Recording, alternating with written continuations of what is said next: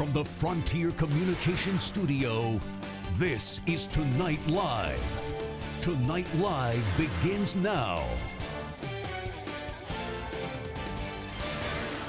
Welcome to this special edition of Tonight Live. Good evening, I'm Don Hammond. And I'm Ann Eli. Now, we are using this statewide network of reporters we have, led by the State Journal, to give you a deeper look at the upcoming trial of Don Blankenship. Many people have begun to ask this question: can he really get a fair trial anywhere in West Virginia?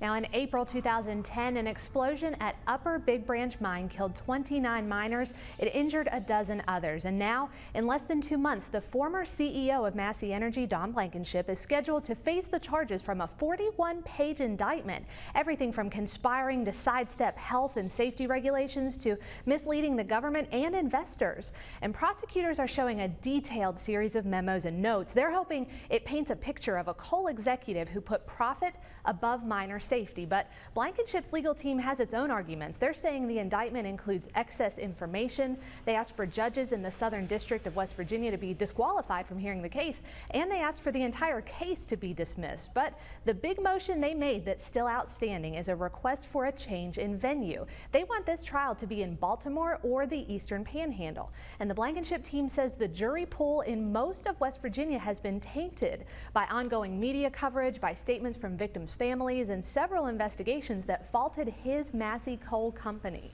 Now, Blankenship's lawyers did a survey of 628 potential jurors from the Beckley division. They say 81% had some knowledge of Blankenship, and 77% of them said they knew quite a bit about the UBB disaster. We begin our statewide look at whether or not Don Blankenship can get a fair trial anywhere in West Virginia with WTRF 7 News' Nate Fluharty, who talked to legal experts in the Northern Panhandle. They told us that District Judge Irene Berger has several options. But yes, I believe that a fair trial can be achieved in this particular case. Wheeling attorney Bob Fitzsimmons understands West Virginia law better than most, but even he admits the upcoming federal trial of former Massey CEO Don Blankenship may change everything we know about standards in the mine industry. And it's more than just money. They're actually going to prosecute people criminally now for this, and it's going to set that example, and I think it's a good example, and I think corporate officials should be responsible for their acts. But did those acts cause the death of 29 miners at the Upper Big Branch Mine in 2010? That's what a special jury will decide in July, after a lengthy search by attorneys on both sides of the case. That to get as much background as possible in order to kind of get a feel or a measurement as to whether or not a juror can be fair. So I'm sure that with those types of questions in this particular case, they can go through that process and arrive at a fair jury that will give Mr. Blankenship a fair jury, and also the United States government a fair jury. Fitzsimmons isn't alone believing a fair trial is possible, but that important decision will ultimately be decided by U.S. District Judge Irene Berger. I'll be surprised if he can get a fair trial in that part of the state, and therefore once the jury expresses their opinions and the judge hears them, I think it's likely that the case will be moved either to the upper part of the state here in Wheeling or to the Eastern Panhandle in Martinsburg. Now, as part of our special investigation tonight, you can weigh in. You can join me right now in a live chat to share your thoughts about whether Don Blankenship's trial should be moved from the Beckley area. And don't forget, you can follow along with all of this coverage. Give us your answer to that question: can Don Blankenship get a fair trial in West Virginia? Just look for the banner at statejournal.com and join our conversation. Thank you, Ann. Now, keep in mind, since 2010, 29 families have been searching for answers. They want to know who is responsible for the loss of 29 miners' lives at the Upper Big Branch Mine in Raleigh County. Now, the man many think is responsible is trying to move his trial out of the state. 59 News reporter Brandon Bates has the story from Beckley. The Upper Big Branch Mine explosion that killed 29 miners back in 2010 is still a fresh memory to those families who lost a son, brother, or father. Well, I've lost my son-in-law, Steve Hara. He was married to my daughter, had a son, 6 years old when this accident happened. Bowden says as hard as he tries, he doesn't think the feeling will ever go away. There's emptiness there, but life goes on and we're moving on with the life, but there's times that we still cry and In July, former Massey CEO and the person many believe was responsible for the tragedy, Don Blankenship, will be going to trial in Beckley. But Blankenship and his attorneys are trying to move the trial because they don't think they'll get an impartial jury in Beckley. I think you should be judged by your peers. I mean, he lived here, he worked here and lived here to make his millions. So I think he should be judged by the people that was here. The victims' families that I talked to don't think it would be fair to move the trial. They say this is something they've been waiting for long enough. We can't afford to drive way up north or D.C. or wherever they would move it, or even to Charleston. Blankenship's trial is supposed to start this summer. Reporting in Raleigh County, Brandon Bates, Tonight Live. Now, while families and friends wait for some kind of justice here, they have a place to express their grief. In July of 2012, now, the nonprofit Upper Big Branch Mining Memorial Group set a goal of building a permanent memorial. This memorial is right near the Big Coal River along West Virginia Route 3 in Whitesville. It was a public park with a gazebo where people put notes there, flowers, and other tokens in the early days after the explosion. But now, the impressive granite landmark, and it's become a destination for honoring and remembering the miners.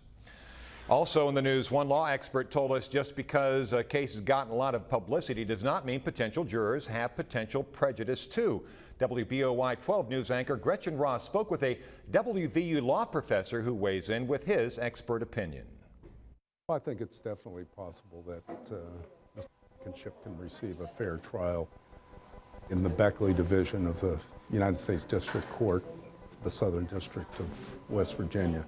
WVU College of Law professor Patrick McGinley says not only does he think Blankenship can receive a fair trial, but U.S. District Judge Irene Berger will eliminate any bias in the jury selection process. A questionnaire, detailed questionnaire that prospective jurors have to respond to. They'll be quizzed individually. The judge also has the power and authority to extend the number of challenges the defense has above what is commonly available to defense lawyers. There are 150,000 people in the Beckley Division that could be potential jurors. McGinley says if Judge Berger decides a jury cannot be seated, the trial could be moved potentially to the Charleston and Huntington area. There are countless cases involving heinous crimes that take place around the country, even in smaller communities and small counties. And the great majority of the time, a fair, impartial jury is impaneled. Blankenship's attorneys say they conducted a reliable survey which found about half of those potential jurors already believe Blankenship is guilty. A survey of that nature where the defense doesn't disclose the methodology and the manner in which the survey was undertaken doesn't have a great deal of merit. Professor McGinley adds the argument that pretrial coverage of an investigation could sway potential jurors seldom holds up under federal law. Exposure to pretrial publicity doesn't disqualify a juror, nor does even forming a personal opinion as to a defendant's guilt. Reporting for Tonight Live, I'm Gretchen Ross. And now this, attorneys for Don Blankenship say prosecutors have given them more than 4 million pages of documents without identifying what the government plans to use at the former Massey CEO's trial. Now let's send it back over to Ann Eli. Well, this story, of course, started in 2010. In this week's edition of the State Journal, we compiled all of those points of interest along the way, so you can see that history with our timeline and our library of news coverage. It's all at our Don Blankenship UBB Mine Trial website. Just look for that banner at statejournal.com. And now the UBB explosion was the deadliest U.S. mining accident in 40 years. It got a lot of national attention, and tonight WOWK 13 News reporter Ariel Rothfield takes us into the process of picking a jury with a national expert. Anytime that there's a high-profile case here, there's a lot of pretrial publicity. Before the opening arguments and the hundreds of pages of evidence that will be submitted, both the prosecution and the defense will need to pick a jury. A daunting and tricky task, since the Blankenship story is one most have heard. Every single case I've ever worked on, people want to know what's a perfect juror. And what I'd like to share with you, there isn't a perfect juror. Susan Constantine is a body language expert who helps lawyers pick jurors. She says the goal will be to get an unbiased jury of peers to decide Blankenship's fate. 12 jurors and a number of alternatives picked from a group of possibly hundreds. The red flags would be anyone that knows too much about that case and has already formed an opinion, because what we're really looking for in a jury, regardless of defense or the prosecution, can they set aside their own personal beliefs so that they can come to a fair verdict. From the time he was initially indicted, Blankenship and his team have fought for the case to be relocated, arguing he's been the subject of local TV reports and featured in news articles too. Anything you want to say to the miners' families? They would like to see the case moved to Martinsburg in the eastern panhandle of the state or to Baltimore. The prosecution disagrees. They want to try and seat a jury in Beckley, the region where the explosion happened. They're going to be very particular about who they're going to keep and who they're going to strike on that jury. And that process could take weeks, even months, since there's no deadline for ensuring a fair trial. Reporting in Charleston, Ariel Rothfield for Tonight Live. And you can replay all of these pieces of our special report tonight. We have all of the stories that you're seeing right here, along with extra content at statejournal.com under the Don Blankenship banner. And you still have time to get in on our live chat. Thank you, Ann. Of course, we'll have more on Don Blankenship in just a bit, but also tonight on Tonight Live, the damage is done. People need the help, but will the feds come through with the aid they need? We find out what FEMA is going to do about some serious damage from weather in the region a little earlier this year. And if your weekend plans do play heavy on what the weather's going to do, you stay tuned. We have what to watch for and what you can enjoy as far as conditions are concerned.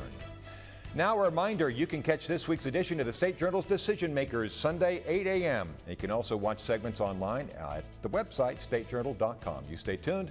We'll be right back.